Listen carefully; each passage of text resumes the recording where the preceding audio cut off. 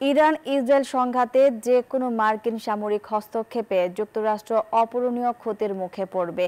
টেলিভিশনে দেয়া ভাষণে ট্রাম্পকে এমনই সতর্ক বার্তা দিয়েছেন ইরানের সর্বোচ্চ নেতা আয়াতুল্লাহ আলী খামেনি। তেহরান আত্মসমর্পণ করবে না বলেও সাফ জানান তিনি।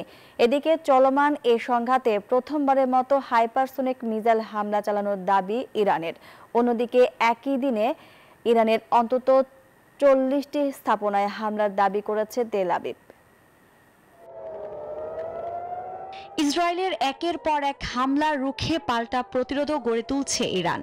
তবে পাশে পায়নি কোনো বন্ধু রাষ্ট্র বা মুসলিম দেশকে। একাই লড়াই করে টিকে আছে তারা। এর মধ্যে ইসরায়েল যুক্তরাষ্ট্র বা পশ্চিমাদের কাছে মাথা নত না করে নিজেদের অবস্থানে অনড় দেশটি। এবার ট্রাম্পকে কড়া বার্তা দিলেন ইরানের সর্বোচ্চ নেতা আয়াতুল্লাহ আলী খামেনি। ইরানের এক টেলিভিশন ভাষণে খামেনি বলেন, মার্কিন সামরিক হস্তক্ষেপে যুক্তরাষ্ট্র অপূরণীয় ক্ষতির মুখে পড়বে। সেই সঙ্গে যেভাবে ইরান চাপিয়ে দেয়া যুদ্ধ দৃঢ়ভাবে প্রতিরোধ করছে, ঠিক তেমনি চাপিয়ে দেয়া শাস্তির বিপক্ষেও দৃঢ়ভাবে অবস্থান নেবে বলেও জানান তিনি। ভাষণে ইসরায়েলের ভুলের জন্য কঠিন শাস্তি পেতে হবে বলেও হুঙ্কার দেন ইরানের এর সর্বোচ্চ নেতা।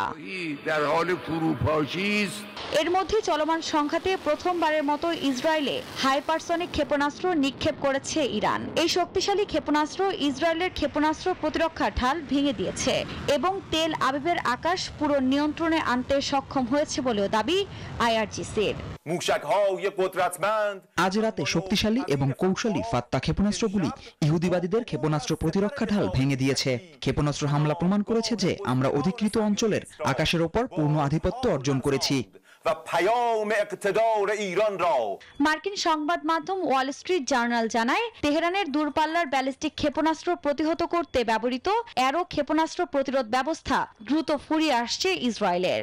এছাড়া নেতানিয়াহু প্রশাসনের দাবি, এখন পর্যন্ত ইসরায়েলের দিকে 400টিরও বেশি ক্ষেপণাস্ত্র ছুড়েছে তেহরান।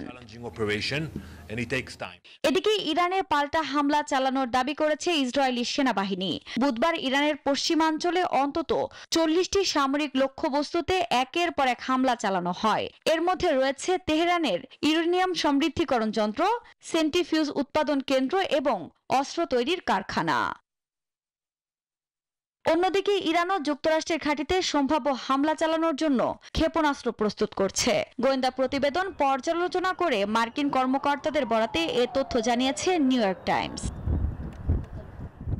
আফরিন মৌ, নিউজ 24। বান্ডেল থাকলে প্রতি সেনমানিতে টাকা বাঁচবে। বিকাশ সেনমানি বান্ডেল কিনে জিতুন প্রতি লেনদেনে।